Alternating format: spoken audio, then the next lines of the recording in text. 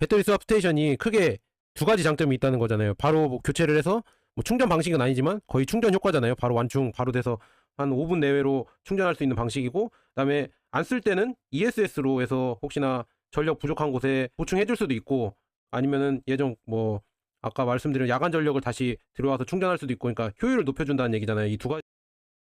이게 우리나라가 아무리 봐도 조금 현중이 조금 부풀어 오른 게 좀 있는데, 유럽 쪽은 생각보다는 중국에 대해서 그렇게 우리나라보다는 조금 덜한 수준인 것으로 지금 파악이 됩니다. 중국 내에서도 그렇게들 많이 보고 있고요. 뭐 왜인지는 모르지만 중국 내에서, 아니, 그 유럽 내에서 생각보다 링크앤코도 팔리고, BYD도 꽤 팔리고, 지금 일단 뭐 3,000대 사전 계약은 끝나고 버렸다고 하고, 이제 3,000대 이상을 지금 이제 뭐 더 계약이 끝나서 뭐 10,000대까지 끝났다라는 얘기도 있고요, 중국 내에서. 이런 걸 봤을 때 저는 이제 어떤 국가에 진출했을 때 3,000대 정도까지는 사실 중국 화교들 있지 않습니까? 우리나라 교민들처럼 얘기하는. 저도 이제 따지면 중국에 있는 중국 교민이잖아요. 네. 한국에 있는 한국인 교민이잖아요. 그런 이제 교민들, 화교들이 사주는 게 한 5,000대 정도로 봅니다. 각 국가에서. 최초 이제 3,000대에서 5,000대. 근데 이제 이걸 넘어서 5,000대 이상이 팔렸다. 만약에 연간 판매량이 5,000대가 넘었다. 그런다면은 정말로 이제 유럽 사람들이 또는 어떤 국가에서 진짜로 거기 현지인들이 산다라고 봐야 될 것 같고요. 그렇다면은 어, 증명이 되는 거죠. 진짜로 우리나라보다는 조금 그런 거부감이 덜하구나라고 얘기할 수 있을 거다라는 겁니다. 비아디 오토3랑 한 EV 이런 거는 외국 사람들, 특히나 약간 백인들, 서양인들이 리뷰도 많이 하더라고요. 그게 확실히 가성비가 좋은가 봐요. 그 사람들도 얘기하는 거 보면은. 한 EV 같은 경우에는 솔직히 말씀드리면은 가성비는 지금 현재 따라잡을 수 있는 게 아이오닉 6랑 테슬라 얘네들이 걔보다 윗급이긴 한데요. 너무 비싸죠. 관세 때문에 어쩔 수 없이 비싸긴 한데 나쁜 차는 절대 아니고요. 아토스 같은 경우에는 관세를 맞아도요. 지금 현재 제가 알기로는 ID4보다는 훨씬 나은 차거든요. 얘가 아토스가. 어떤 부분에서는 훨씬 나은 차이기 때문에 장점이 아토3가 제가 보기엔 더 많습니다. 이게 원 플러스거든요.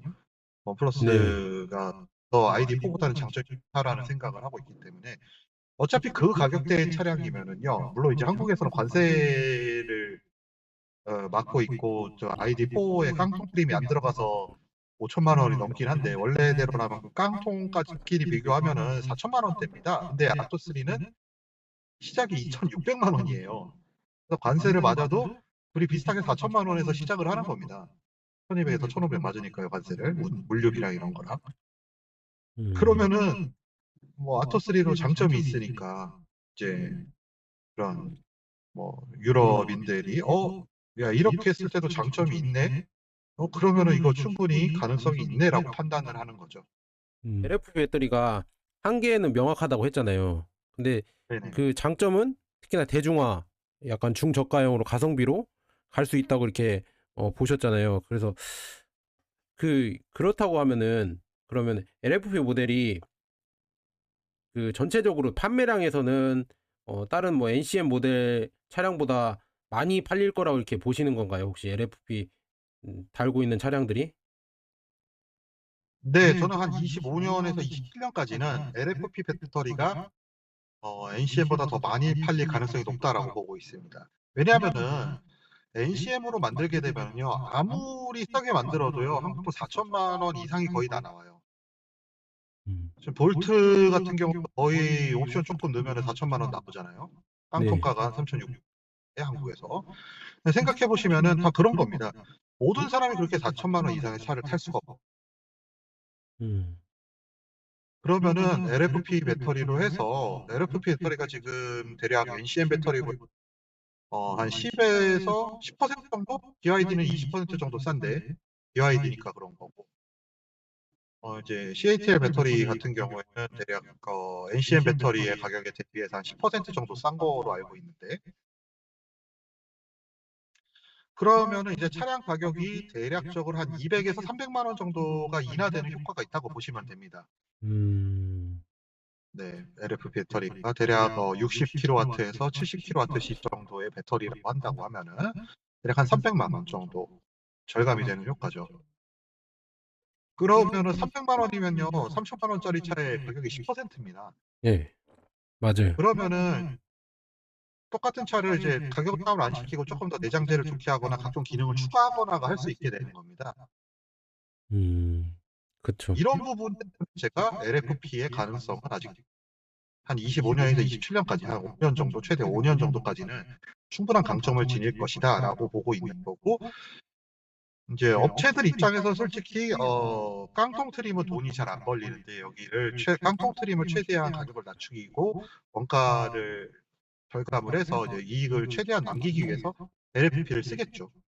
음, 이런 식으로 이제 되면서 소비자들의 욕구와 업체들의 이제 이익의 그 상관관계 때문에라도 최소 5년 정도는 LFP가 중저가 라인에서 중가가 라인까지도 한 3천에서 4천의 중가 라인까지도 어느 정도 힘을 발휘하지 않을까. 그래서 이걸 이미 연구해 놓고 이미 잘 만들고 있는 중국이 일단 27년까지는 이 중저가 라인에서 중가와 중저가, 저가 라인까지도 좀 세계를 선도할 수 있는 가능성이 있다. 이미 연구가 끝나 있으니까요. 그럼 7년도까지는 잘 쓰일 거라고 하는데 그 후로는 그러면 LF 배터리가 점점 줄어들면서 사양으로 간다는 얘기인가요? 아니면은 뭐 평준화가 된다는 얘기인가요? NCM이랑 해서 생산량이? 제가 봤을 때 이후로는 단가가 더 저렴한 나트륨 배터리라던가 아니면 뭐 아, 리튬을 쓰지 않는 각종 여러 가지 대체재들이 많이 나올 것 같습니다. 지금 가장 대표적인 게 나트륨이겠죠.